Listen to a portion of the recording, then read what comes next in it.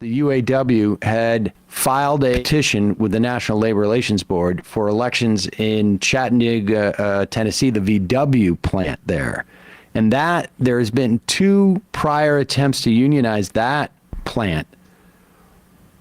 I think one in 2011 and maybe one in 15 or 16. Those failed.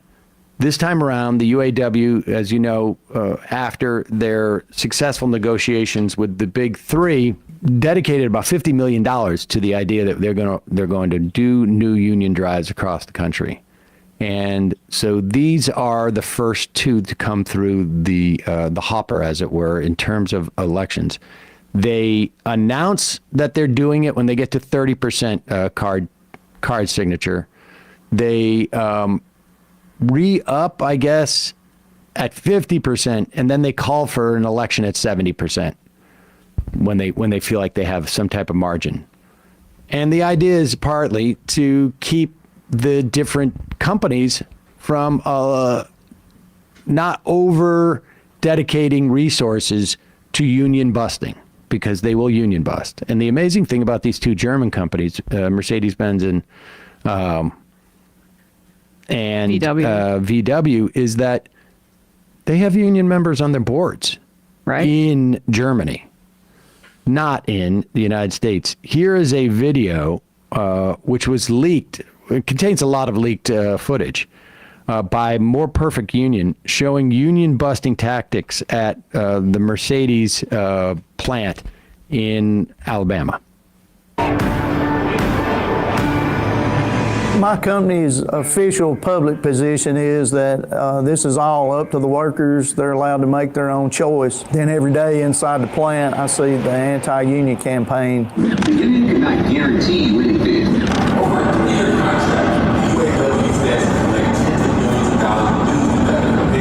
I believe you shouldn't have to pay union dues and generate millions of dollars per year for an organization where you have no transparency where that money is used. We've had captive audience meetings. Pause it 1 second. I'm sorry, but just the irony of, like, you're going to have to pay dues to a organization which has no transparency. You won't know how the money's being spent. Dude, what about the labor you're taking? Like, do we get to see what you guys are doing? The profits that you take. Right. Could we have a say over those? For the sake of transparency. For the sake of transparency, like, where do you spend it? Exactly. Right. Where do you spend that money? Go ahead.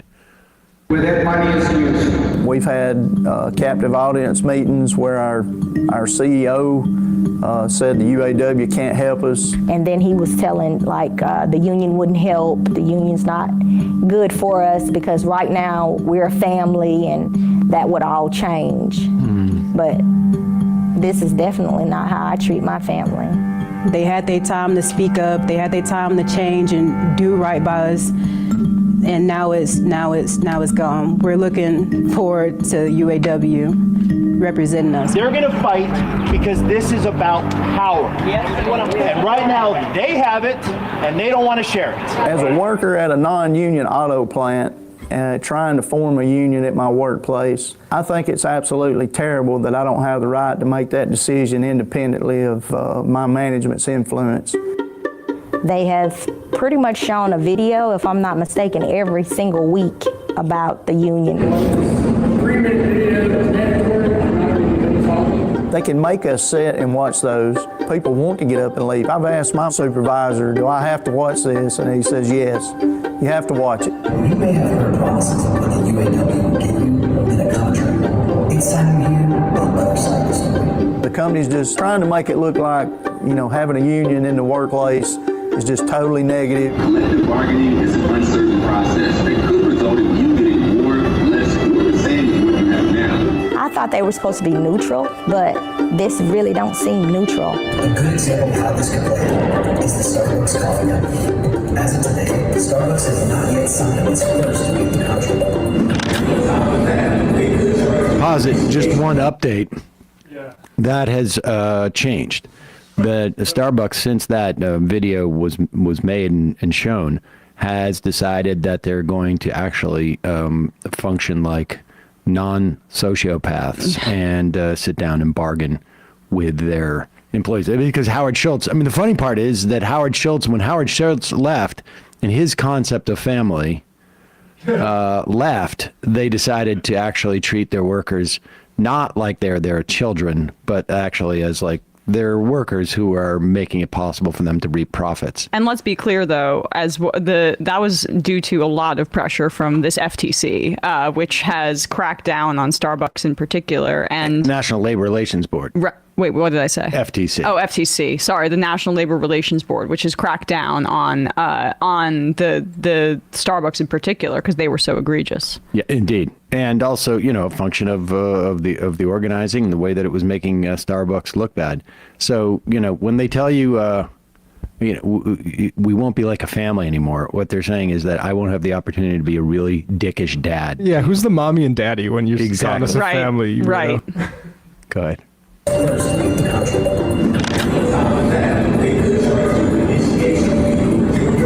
And it's just so misleading, if not an outright lie. They're having the group leaders talk in meetings and kind of tell stories about the union and what it did to different family members. So this is just me speaking to y'all, not as your boss, but as your friend, okay? My current group leader, she talked to us about her experience with a union. She said things as in along the line of, we get a union, she can't come help us like she normally does. She won't be able to give us our bathroom breaks, basically saying that, the union would stop all of that. For the people that want the union, I'm the enemy. I'm telling you right now, I'm not your enemy. To me, it's all in an attempt to sway numbers or to intimidate people. Today, I want to share my opinion with you. It is clear. I don't believe the UAW can help us to be better. When the CEO spoke, Unions keep you from going to the bathroom, telling us his incidentally. negative feelings about the union, I kind of felt like, how dare a person leading this company making potentially millions of dollars a year talk to us workers like he knows what's best for us. I think it was really ridiculous of him to stand up there and say he cared when he really didn't. I was on the front row. This man was reading a teleprompter. I feel like he doesn't care. He doesn't care about the team members. They care about their pockets. Well done by More Perfect. Well done by More Perfect Union. It also makes it pretty clear that the Mercedes has not been neutral in this. I wonder what not neutral would look like. Also, to even expect them to be neutral, I guess, within this context, it's not a neutral relationship. They want to have an adversarial relationship so that they can keep their bottom line. I mean, look, Starbucks has changed the direction with this. So there's plenty of companies that make the decision, we're not going to fight this. They're obviously, they may not at the end of the day want it, but they're not going to fight it. And they're going to realize it's just like part of doing business. Give in. Yeah. Well, it's good to have an NLRB that's going to enforce it too, to make these mega corporations actually pay attention. Well, that is the big thing too. You had, I mentioned earlier, the UAW filed charges against Mercedes-Benz Group, AG, saying that essentially much of what we just saw violated a sweeping German law which governs international supply chain practices. So they filed unfair labor practices with the UAW. By that, we've seen these. That's the union busting intimidation acts. But apparently under German law, the union said, or their complaint lists 7 violations of this German act, the Act on Corporate Due Diligence Obligations in Supply Chains. Maybe that has a catchy acronym in German, or maybe it's just better not to have catchy acronyms anymore and actually have good laws. Right. But there was one involving the firing of a union supporter who had cancer for violating a cell phone policy. One of the charges, and that went to the National Labor Relations Board, I guess. So there's a whole set of violations. They have filed that, and I imagine in anticipation of knowing they were going to take a vote. And for the second time in 3 weeks, you have workers, like I say, between the VW plant and this Mercedes-Benz plant. They have called for union elections.